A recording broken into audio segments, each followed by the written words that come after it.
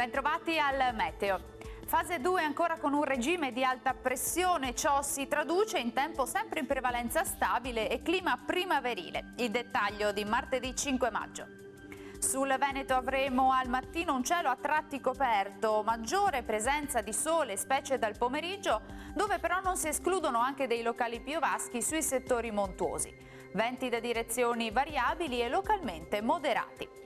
Temperature stazionarie e gradevoli, minime fino a 14 gradi, valori massimi tra i 19 e i 24 gradi all'incirca. Stessa situazione anche sul Friuli Venezia Giulia con tempo buono e ampio soleggiamento, salvo per anche qui qualche annuvolamento, ma senza ulteriori conseguenze. Temperature minime tra 9 e 13 gradi, massime tra 20 e 22 gradi. Infine uno sguardo alla situazione del Trentino Alto Adige, anche qui tanto sole, con qualche nube in più solamente sui settori più a ovest, anche con isolati acquazzoni. Temperature minime sui 10-12 gradi, massime sui 21 gradi. Dal Meteo per ora è tutto, vi auguro un buon proseguimento con Antenna 3. Arrivederci!